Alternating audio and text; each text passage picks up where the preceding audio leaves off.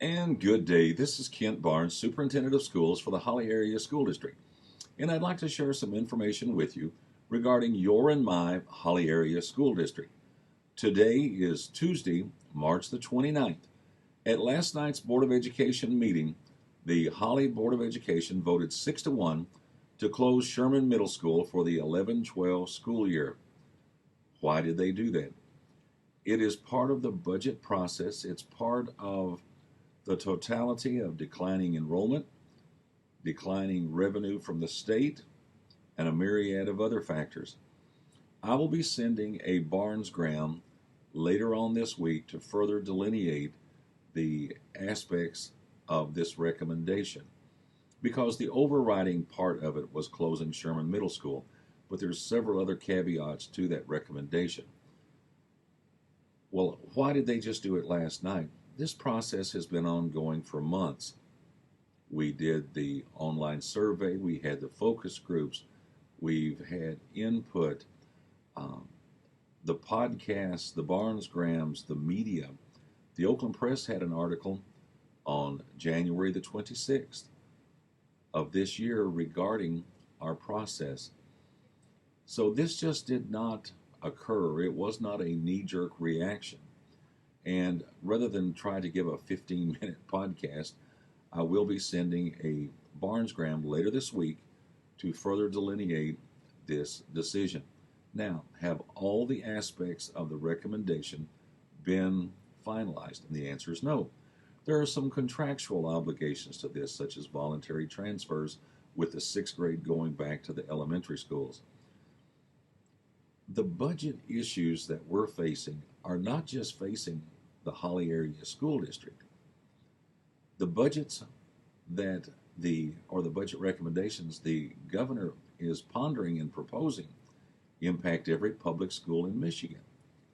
So please understand, if you would like further information and you would like to be on my email list and garner the emails, the Barnes-Grahams, the podcast that I send out, just let me know. Email me at Kent, Kent, Barnes, Barnes, at has-k12.org.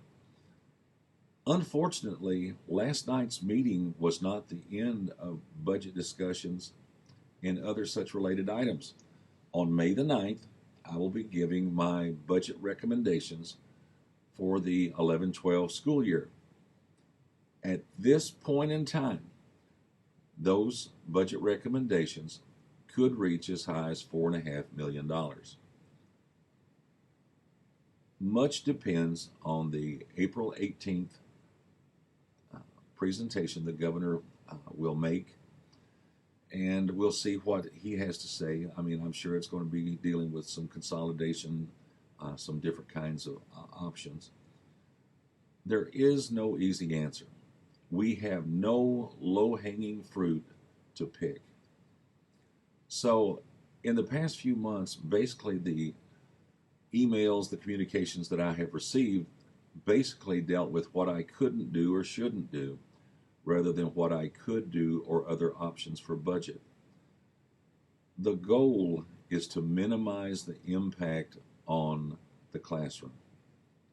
The goal is to continue excellence in instruction for children, preschool through the age of 25, doing the best we can within the financial parameters that we have.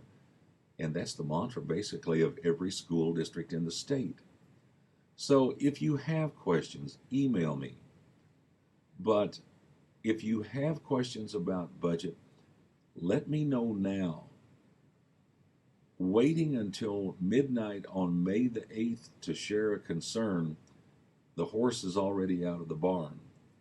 So I thank you very much for watching this short podcast. Please note, though, that the decision the board made last evening was the result of several months of scrutiny of data, of conversations, listening to the public.